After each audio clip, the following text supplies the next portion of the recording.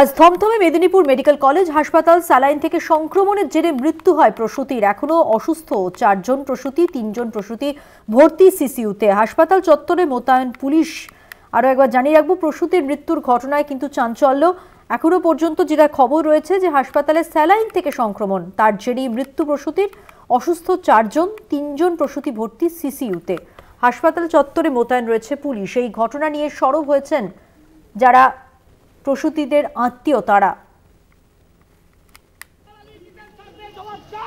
হাসপাতাল চত্বরে পুলিশ রয়েছে অপ্রীতিকর পরিস্থিতি এড়াবার জন্য ঠিকই, কিন্তু অত্যন্ত দুর্ভাগ্যজনক এবং মর্মান্তিক ঘটনা, যেখানে স্যালাইন থেকে সংক্রমণের জেরে মৃত্যু হয়েছে প্রসূতির। এখনো পর্যন্ত 4 জন প্রসূতি অসুস্থ, যেখানে 3 জন সিসিইউতে রয়েছেন সংকটজনক অবস্থায়। প্রসূতি মৃত্যুতে বামেদের প্রতিবাদ মিছিল, সেই ছবিও পাশাপাশি দেখাচ্ছি। মেদিনীপুর মেডিকেল কলেজ হাসপাতালে মৃত্যু হয় প্রসূতির এবং তারপর সেই ঘটনার প্রতিবাদে বামেদের মিছিল দেখছেন। পাশাপাশি দুটি ছবি, বিজেপি এবং বামেদের বিক্ষোভের ছবি। রাজনৈতিক দলগুলি ঘটনার প্রতিবাদ করছেন, তারা তাদের কর্মসূচি জারি রেখেছেন ঠিকই, কিন্তু হাসপাতাল চত্বরে উত্তেজনা রয়েছে, মোতায়েন রয়েছে পুলিশ।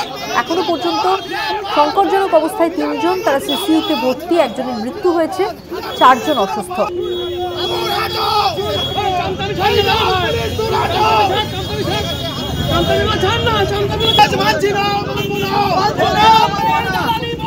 স্যালাইন থেকে সংক্রমণ, যার জেরে মৃত্যু হয়েছে এক প্রসূতির। এছাড়া যেটা বলছিলাম আপনাদের, যে 3 জন সংকটজনক, যারা সিসিইউতে রয়েছেন চিকিৎসাধীন। এই ঘটনার প্রতিবাদ রাজনৈতিক দলগুলি প্রতিবাদ দেখাচ্ছে এবং বামেদের বিক্ষোভের ছবি যেমন দেখছেন, পাশাপাশি বিজেপিও বিক্ষোভ দেখায়।